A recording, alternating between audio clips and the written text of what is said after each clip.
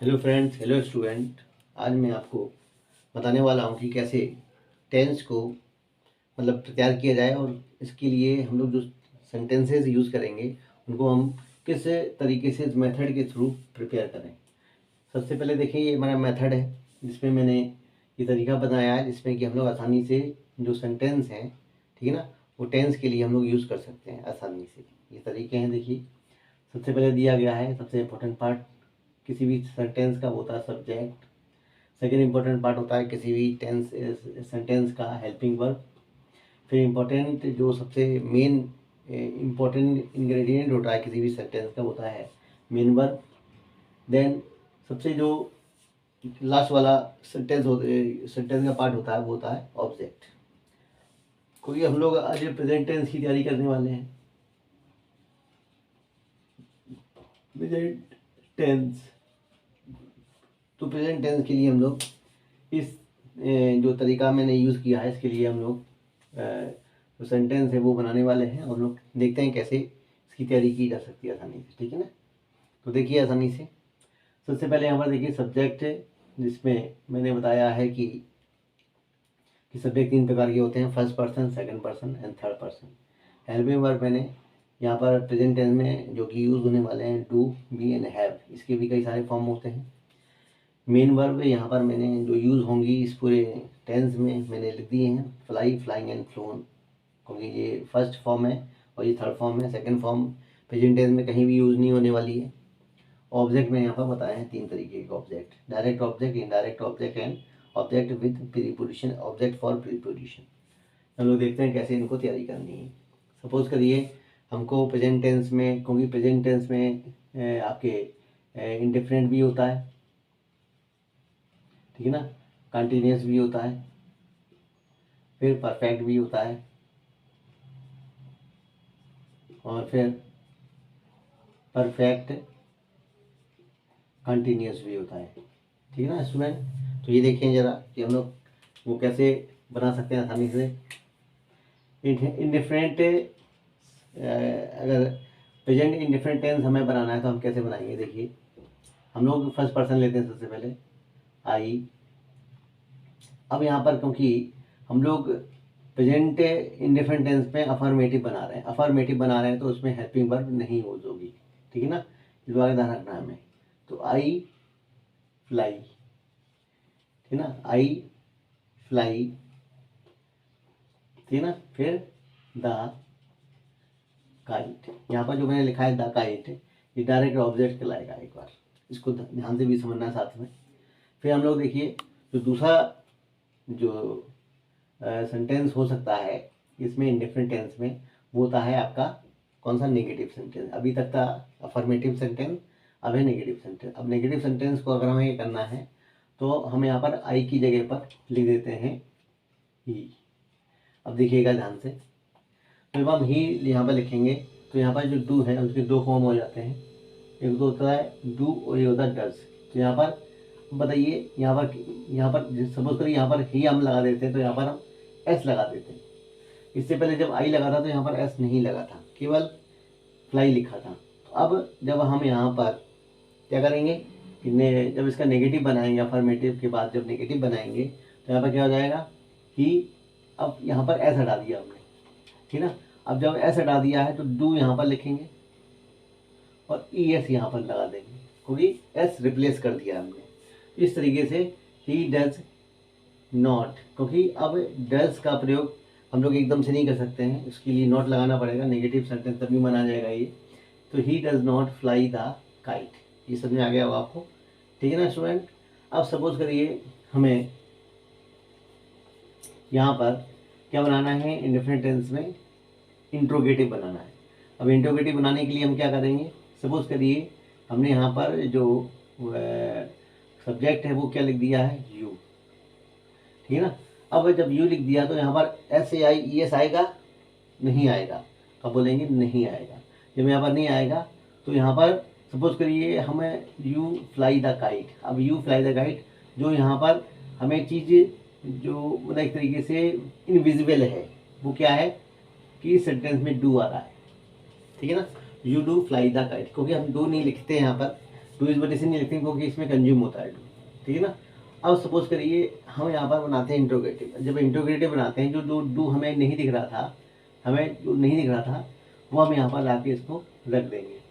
Do you fly the kite, do you fly the kite, इसमें आ गया होगा sentence आपको अच्छी तरीके से। तो हमने इसका सहारा लिया एक तरीके से, ठीक है ना। तो इसके बाद होता है आपका इंट्रोगेटिव निगेटिव। तो इंट्रोगेटिव निगेटिव को भी वैसे बड़ी आसानी से बनाया जा सकता है। डू यू नॉट, यहाँ पर नॉट यहाँ पर आएगा। कुछ लोग गलती करते हैं, do not you fly the kite, ये इस तरीके से क्वेश्चन टैग मार्क वाले सेंटेंस होते हैं, इसको हमें बचना चाहिए इस प्रकार के यूज़ से। तो आप सभी को इसमें आ गया होगा इंडेफिनिट टेंस में हम लोग किस प्रकार से यूज़ करने वाले हैं। ये डायरेक्ट ऑब्जेक्ट आपको समझ आ गया होगा। सपोज करिए मैं यहाँ पर लिख दूँ for him, do you not fly the kite for him. अब ये क्या सा ऑब्जेक्ट है, ये है डायरेक्ट ऑब्जेक्ट, ये है इनडायरेक्ट ऑब्जेक्ट। सपोज करिए यहाँ पर मैं लिख दूँ फॉर हिम एट होम, ठीक है ना। तो ये कौन सा आ जाएगा, ऑब्जेक्ट फॉर प्री पोजिशन, ठीक है ना स्टूडेंट। शायद आपको समझ आ गया होगा अच्छी तरीके से। अब हम लोग जो दूसरा टेंस यूज़ करने वाले हैं वो है आपका कंटिन्यूअस। अब कंटिन्यूअस को हम लोग कैसे यूज़ करेंगे देखिए जरा यहाँ पर। इसमें भी 4 पार्ट होते हैं, अफर्मेटिव होता है, नेगेटिव होता है और इंटरोगेटिव होता है, इंटरोगेटिव नेगेटिव होता है, ठीक है ना। अब हम लोग जो सब्जेक्ट लेते हैं वो क्या लेते हैं, यू इस बार लेते हैं, यू, ठीक है ना। अब जब हम लोग यहाँ पर कंटिन्यूअस यूज़ करने वाले हैं कंटिन्यूअस, तो अब हम लोग डू को इस जगह पर बी यूज़ करेंगे। बी में 3 फॉर्म होते हैं, इज होता है, आर होता है और एम होता है। तो यहाँ पर यू के संग क्या आएगा, इज आएगा, आर आएगा कि एम आएगा, ठीक है ना। हमें इस चीज़ का सावधानी रखनी होगी। तो यहाँ पर जो यूज़ होगा वो क्या होगा, आर होगा, यू आर, ठीक है ना। अब जब यहाँ पर हम जो मेन वर्ब लगाने वाले हैं वो है फ्लाइंग। तो you are flying, flying the kite. समझ में आ गया होगा आपको सेंटेंस ये वाला। सपोज करिए यहाँ पर हम अगर चेंज कर देते हैं सब्जेक्ट और सब्जेक्ट की जगह पर हम लाते हैं दे। दे कौन सा सब्जेक्ट होगा, थर्ड फॉर्म होगा, थर्ड पर्सन होगा एक तरीके से, ठीक है ना स्टूडेंट। जो थर्ड पर्सन होगा तो यहाँ पर आप कौन सा यूज हो जाएगा, यहाँ पर आर, ये कंटिन्यू रहेगा आर, ठीक है ना।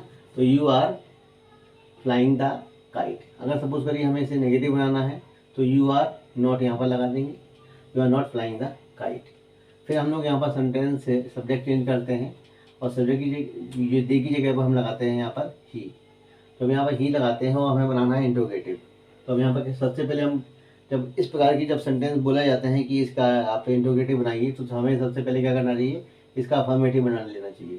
तो he is flying the kite, तो he is flying the kite. तो अब यहाँ पर हम लोग क्या करेंगे, is he flying the kite. अब समझ आ गया होगा आपको अच्छी तरीके से, ठीक है ना स्टूडेंट। यहाँ पर क्वेश्चन मार्क भी लगा देंगे साथ में, तो ठीक है ना। तो आपका कंटिन्यूस हो गया है। इसके बाद हम लोग जो सेंटेंस देखने वाले हैं नेक्स्ट वो है, जो सेंटेंस देखने वाले वो है परफेक्ट। परफेक्ट टेंस जो है वो फिलहाल इसमें कौन कौन सी चीज़ें अब एक्टिव रहने वाली हैं। एक तो ये एक्टिव रहने वाला है, ठीक है ना, और एक एक्टिव ये रहने वाला है, हमें इस बात का ध्यान देना होगा। तो यहाँ पर जब परफेक्ट टेंस हम यूज़ करेंगे तो सपोज करिए हम यहाँ पर जो सब्जेक्ट लेते हैं वो आई लेते हैं, तो आई। अब यहाँ पर जो हैव का यूज़ करने वाले हम लोग, आई हैव, ठीक है ना। अब यहाँ पर जो परफेक्ट टेंस है उसमें केवल एक ही वर्ब यूज़ होने वाली है, वो है थर्ड फॉर्म, ठीक है ना। तो I have FLOWN phloem the kite, ठीक है ना। अगर सपोज करिए हम यहाँ पर सब्जेक्ट चेंज कर देते हैं, यहाँ पर लगा देते हैं शी। शी कौन सा पर्सन है, शी थर्ड पर्सन है। तो जब हम शी का यूज़ करेंगे तो यहाँ पर हैज़ लगाना पड़ेगा हमें, ठीक है ना। तो अब यहाँ पर हैज़ और हैज़ का चक्कर क्या होता है कि यहाँ पर कुछ जो हेल्पिंग वर्ब होती हैं वो फर्स्ट पर्सन के संग आती हैं और जो कुछ हेल्पिंग वर्ब होती हैं वो सेकंड पर्सन के संग आती हैं, ठीक है ना। और कुछ जो थर्ड पर्सन होता है उसके साथ जो मतलब एक तरीके से आती हैं आपकी हेल्पिंग वर्ब, जैसे कि फर्स्ट पर्सन के साथ वो कभी कभी थर्ड पर्सन के संग भी आ जाती हैं। जैसे कि ही और शी के साथ तो हैज़ आता है, जबकि दे के साथ क्या आता है, हैव आता है। ठीक है ना, हमें इस चीज़ का ध्यान रखना होगा अच्छी तरीके से। ये तो बड़ा सिंपल सा टेंस होगा यहाँ पर, she has phloem the kite, she has phloem the kite. अगर इसका नेगेटिव बनाते हैं तो she has not phloem the kite. अगर हम इसका इंटरोगेटिव बनाते हैं तो हमें हैज़ को यहाँ पर रिप्लेस करना होगा, has she phloem the kite. तो यहाँ पर हमें क्वेश्चन मार्क भी लगाना होगा, has she not phloem the kite. ये हो गया आपका परफेक्ट, ठीक है ना, इंटरोगेटिव नेगेटिव सेंटेंस। ठीक है स्टूडेंट, इन्हें आपका इसमें इंडेफिनिट हो गया, कंटिन्यूस हो गया, परफेक्ट हो गया। परफेक्ट कंटिन्यूस की बात करते हैं।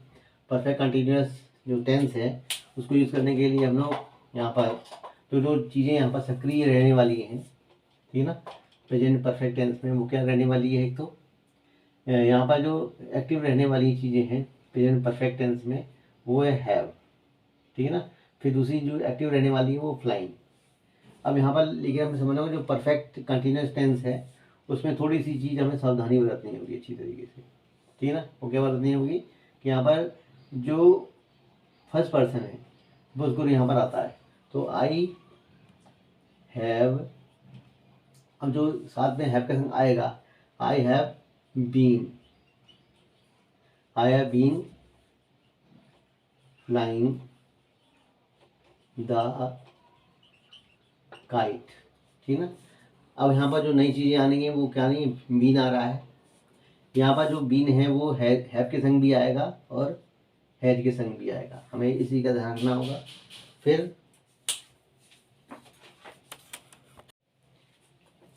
हेलो स्टूडेंट, यहाँ पर जो मैं आपको बता रहा था परफेक्ट टेंस, उसमें आपको बता रहा था कि यहाँ पर जो चीज़ें और आने वाली हैं बीन के अलावा वो क्या आएंगी, काइट यहाँ पर आएगी, सिंस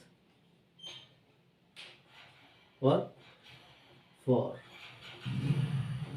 अब यहाँ पर सिंस और फॉर क्यों आ रहा है, का रीजन ये है।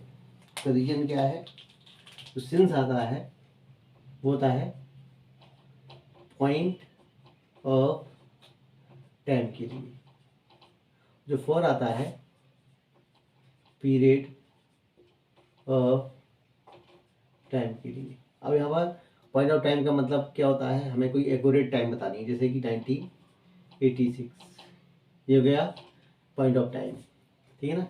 अब पीरियड ऑफ टाइम का मतलब क्या होता है, 2 आवर्स, ठीक है ना, 2 आवर्स। उसको हम आसानी से कैसे यूज़ करेंगे, यहाँ पर I have flying the kite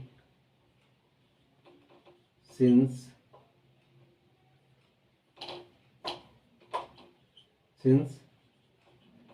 morning. अब मॉर्निंग जो है वो एक तरीके से पॉइंट ऑफ टाइम है, ठीक है ना, सुबह से बता रहा हूँ, ठीक है ना।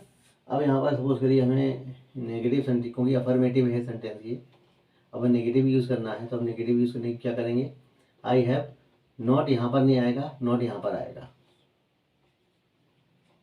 आई have not been flying the kite, same चीज़ रहेगी। फिर इसके बाद हम अगर बनाते हैं इंट्रोगेटिव तो यहाँ पर जो हैव है वो यहाँ पर आ जाएगा। उसको कैसे करेंगे, सपोज करिए आई की जगह पर हम यू करते हैं यूज़, सो हैव यू, ठीक है। और इंट्रोगेटिव नेगेटिव भी बना देते हैं, नॉट बीन फ्लाइंग